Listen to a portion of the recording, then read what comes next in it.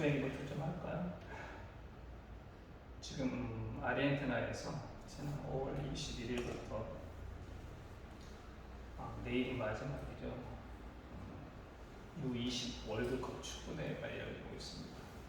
네, 우리나라 대표팀이 아시아 팀 최초로는 2대 연속 4강에 올라갔습니다.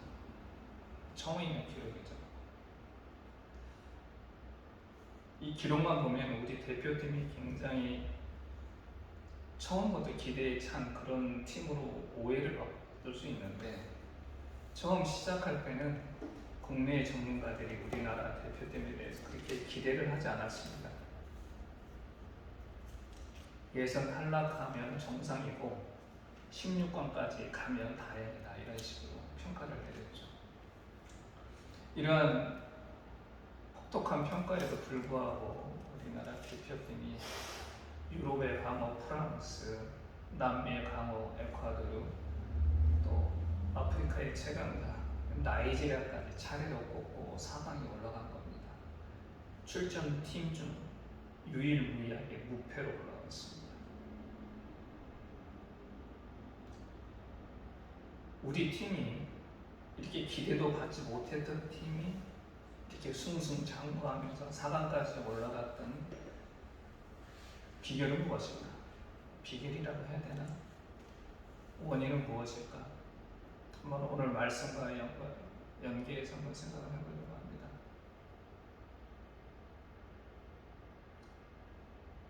아무리 실력이 좋고 능력이 뛰어나도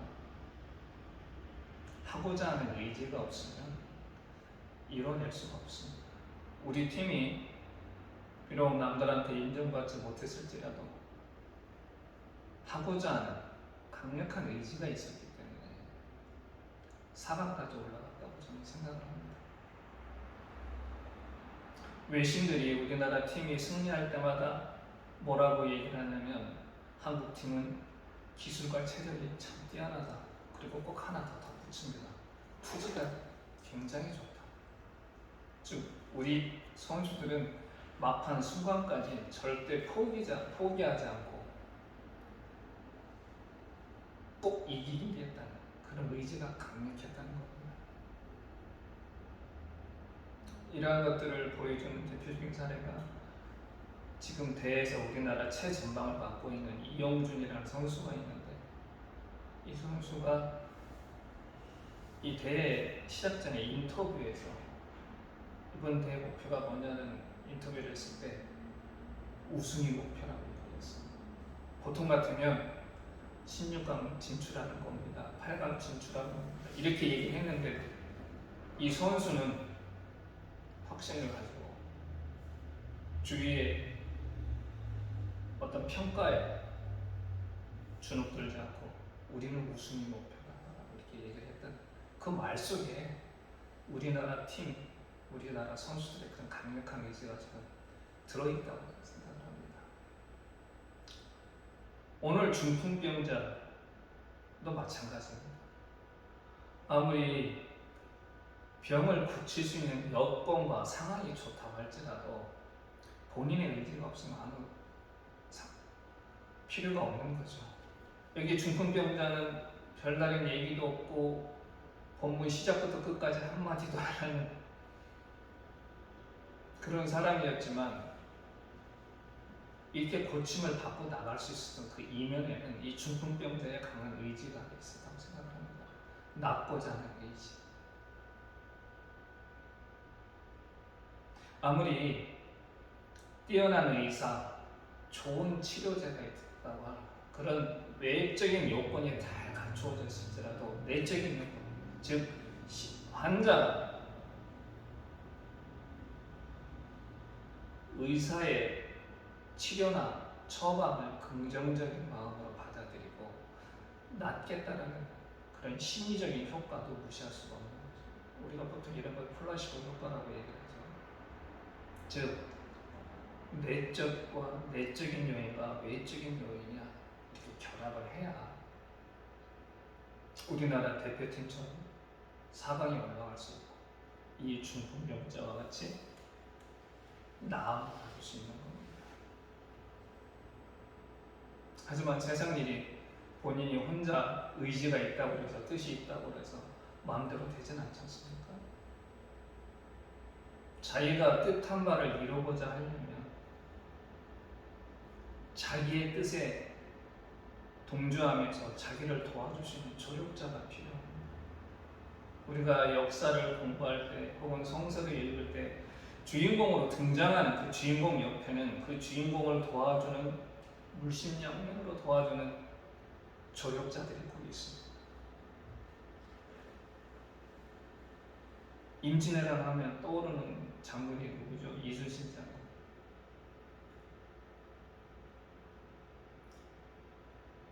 나라가 무너질지도 모르는 그런 국난 앞에서 이순신 장군이 수많은 왜군과 수많은 전투를 승리로 이끌면서 나라를 구할 수 있었던 그 이면에는 그를 도와주는 조력자들이 있었습니다. 거복선을 만들 때 혹은 작전 계획을 수립할 때 그 이순신 장군과 뜻을 함께하면서 전력의 열세에도 불구하고 온몸과 뜻을 다해서 도와줬던 참모들이 옆에 있었기 때문에 23전 23승이라는 세계 해전 역사상 유례없는 그런 불멸의 업적을 세울 수 있었던 겁니다. 이런 인물이 성서에도 있습니다. 누구죠? 다윗입니다. 다윗은 평생이 죽음의 위협과 전쟁 속에서 살았던 사람입니다. 그가 이런 어려움을 헤치고 40년이라는 오랜 시간 동안 이스라엘의 왕위에 앉을 수 있었던 것은 이 다윗을 믿고 따랐던 조력자들이 있었기 때문에 그렇습니다. 사울왕의 죽음의 위협에 직면했을 때 이 다윗을 도와줬던 건 누구죠? 아이론이 아니고 사울의 딸인 미갈과 요나단이었습니다. 아들 요나단. 이들이 다윗이 위험에 빠졌을 때 피신시키게 해줬죠. 또 다윗이 블레셋, 아말렉, 모압, 암몬, 아람 이 주의 민족들과 수많은 전쟁을 치르면서 승승장구 승리하실 수 있었던 이유는 물론 하나님의 도우심도 있었지만 그 옆에는 37명의 뛰어난 장수들이 있었습니다. 그들의 도움으로 다윗이 그 죽음의 위협에 벗어날 수 있었고 수많은 전쟁에서 승리할 수 있었던 원동력이 됩니다. 오늘 보는 이 중풍병자에게도 이런 조력자들이 있었죠. 오늘 본문에 보면 그 예수님이 거하는 그 집안이 꽉 찼습니다. 도저히 설사 이 중풍병자가 움직일 수 있는 어떤 여건이 됐을지라도 환자의 몸으로 거기를 뚫고 들어갈 수는 없는 겁니다. 근데 어떻게 했어요? 이 4명의 조력자가 나타나서 지붕을 뚫고 들어갔습니다.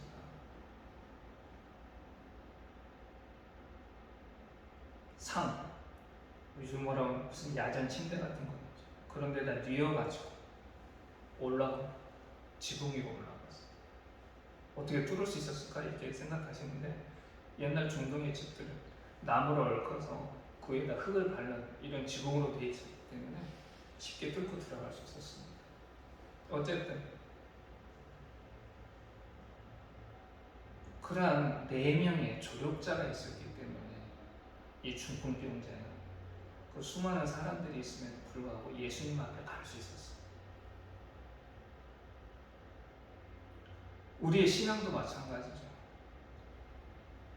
신앙의 생활이라고 하는 것은 매일매일이 영적 전투입니다. 보이지 않는 사탄과의 전투.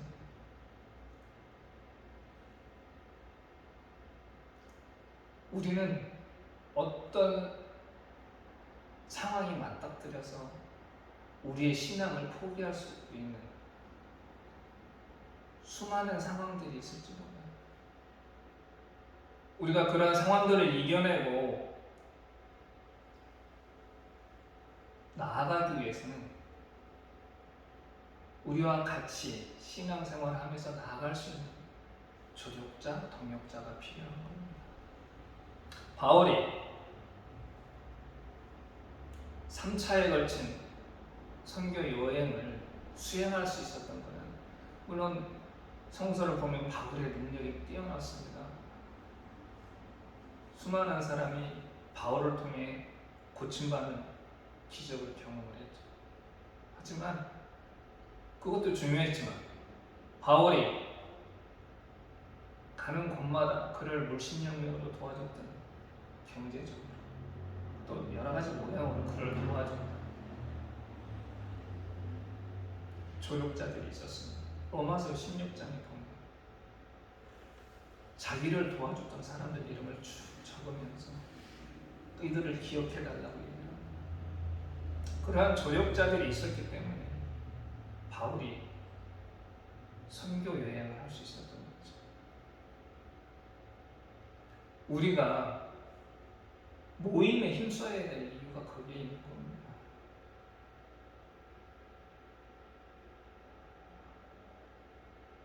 우리는 같은 신앙의 공동체 안에서 자꾸 하나님을 믿고 예수를 구주로 삼는 사람들과 교류를 통해서 힘을 얻고 우리 앞에 닥친 어려운 현실들을 이겨낼 수 있는 거죠. 그게 만남이 없이 이루어질 수 있겠습니까?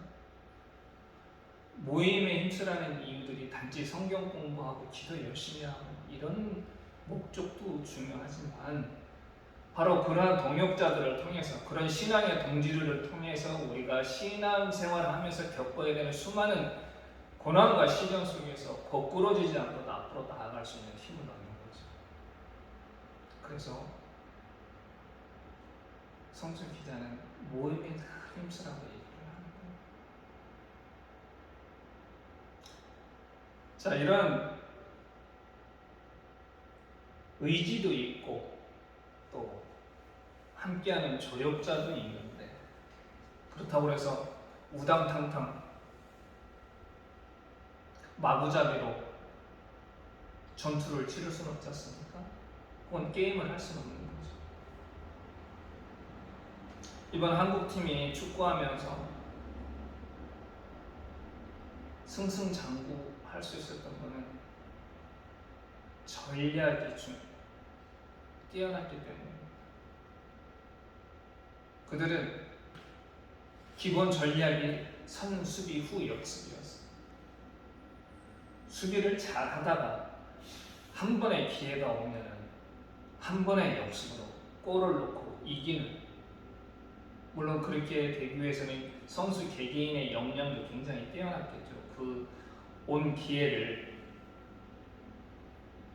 놓치지 않는 그런 역량도 뛰어났지만 기본적인 그런 전략 속에서 전술을 운영했기 때문에 한국팀이 이길 수 있었습니다. 오늘 이 본문에 나오는 이 네 사람도, 이 사람들도 그러한 전략이 있었습니다. 예수님 앞에 갈 수 있는 전략. 이들의 전략은 뭐였죠? 지붕을 뚫고 들어가는 거였어요. 도저히 그 많은 사람들을 상에다 환자를 올려놓고 이렇게 가기에는 너무 힘이 붙이는 거죠. 그래서 이들이 택한 건 어떤 거였습니까? 지붕을 뚫고 들어가자.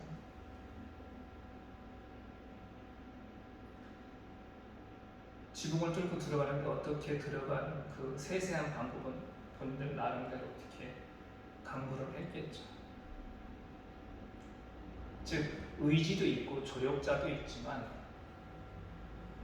이 두 가지를 잘 갖췄다고 해서 우리가 오합지졸처럼 행동할 수는 없고 잘 짜여진 전략 아래에서 행동을 해야만 승리할 수 있다는 거죠. 기독교가 초기에 많은 핍박과 탄압 속에서 그들이 기본적으로 내세웠던 전략은 뭐였냐면 비폭력 무저항이었어요. 폭력에 폭력으로 대응하지 않고, 그렇다고 해서 거기에 전혀 어떤 칼을 들고 저항을 한다거나 이러지도 않았습니다. 그건 교회사를 통해서 보면 잘 알 수 있죠. 피하거나 순순히 잡혀가서 맹수들의 먹이가 되거나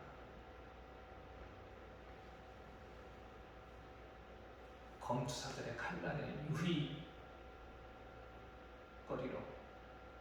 죽어갔던 거죠. 하지만 그래도 그러한 로마의 그런 탄압과 억압 속에서도 최후의 승리는 누가 얻었습니까? 기독교가 얻었던 거죠. 우리가 오늘날 신앙생활 하면도 전략이 필요합니다. 뭐 기본 전략은 그걸 알고 있겠지만 성경을 매일 묵상하고 기도에 게으르지 않는 그런 기본 전략도 있지만 좀 더 그거에 덧붙여서 우리도 점점 기독교가 쇠퇴하고 손가락질 받고 지탄받는 이러한 현실 속에서도 교회가 하나님 나라를 이 땅에 세우기 위해서 필요한 전략이 있어야 되는 겁니다. 그 전략은 여러분들 각자 마음속에 있겠지만 저는 제일 주안점이 그거인 것 같아요. 공동체 정신을 회복하는데 전략의 주안점을 줘야 되지 않을까.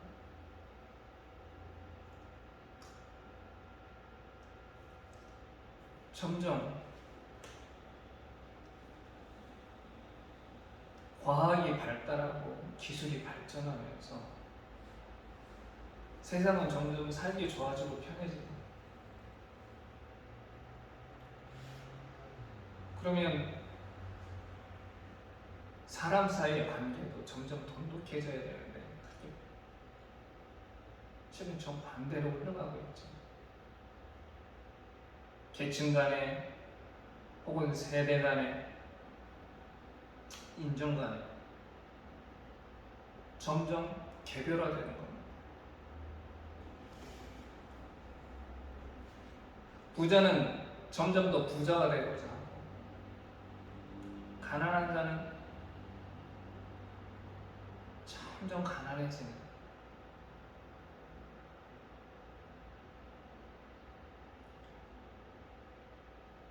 다 같이 함께 살아가는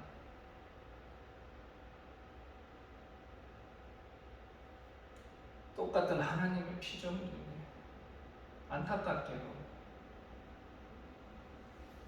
세상은 점점 자기와 같은 부류만을 위하는 그런 세상으로 점점 바뀌고 있죠. 그게 또 현실입니다. 이러한 것 타파하고 공동체가 함께 살아가는 것이 우리의 유일한 희망이라는 것을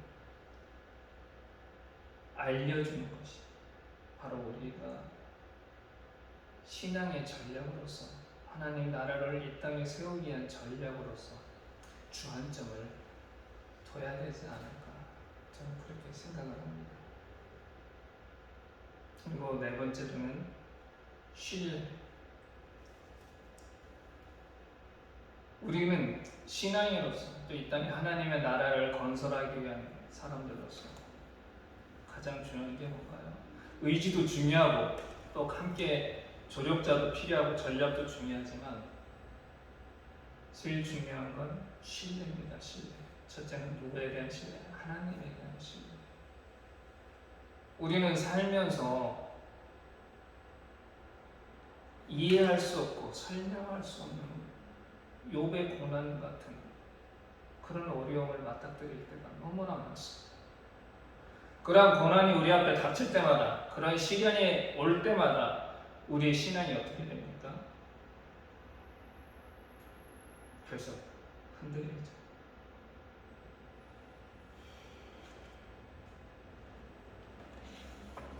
하나님이 정말 계십니다. 하나님이 이 땅의 주인이요 창조주라고 말씀을 하시는데, 그리고 역사의 주관자라고 말씀하시는데 정말 그러신가?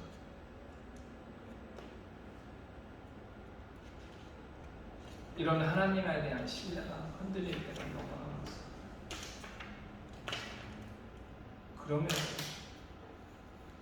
우리가 풀무불 속에 들어가는 그런 상황이 닥칠지라도 우리는 하나님께서 우리와 함께 하시고 늘 항상 우리를 지켜보신다는 믿음을 버려서는 안 되겠습니다. 두 번째는 자신에 대한 신뢰.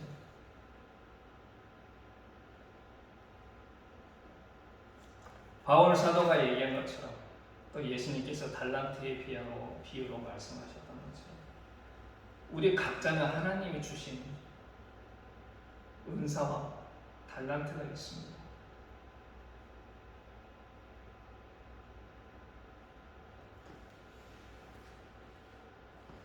우리는 그 하나님이 주신 은사와 달란트를 통해서 우리의 능력을 얼마든지 발휘할 수 있고, 또 하나님이 그걸 원하십니다.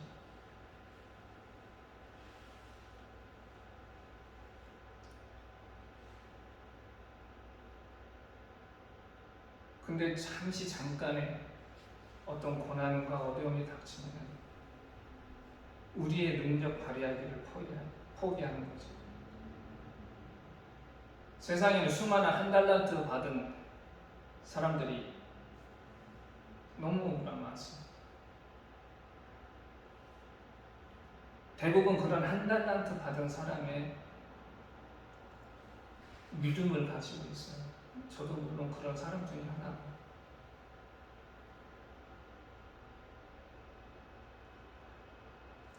그러나 그 결과는 어떻습니까? 분명 그 한 달란트 받은 사람의 한 달란트의 능력이 있는데도 불구하고 그가 그 능력을 발휘하지 못했을 때 그는 쫓겨나고 그 한 달란트까지 뺏겼습니다.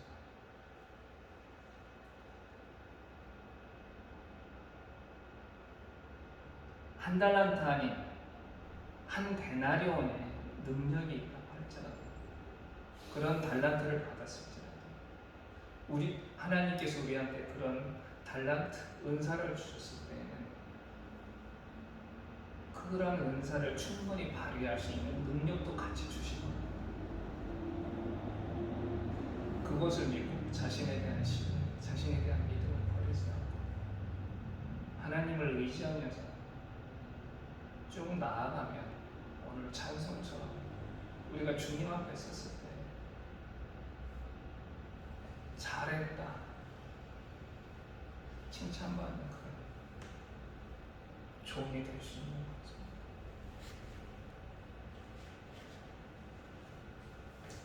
우리의 신앙의 여정은 매일매일 좀 전에 얘기 드렸던 것처럼 영적 전투를 치르는 겁니다. 사탄은 모든 계략을 써서 우리와 하나님의 신뢰를 깨뜨리고 무너뜨리려고 합니다. 아담부터 지금까지 그것이 사탄의 일관된 전략 전술입니다. 그러기에 믿는 우리들이 잠시라도 깨어있지 않으면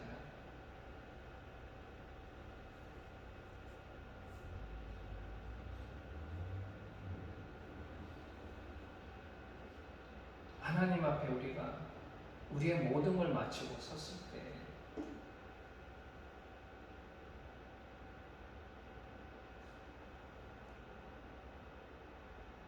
냉정한 평가를 받게 되는 거죠.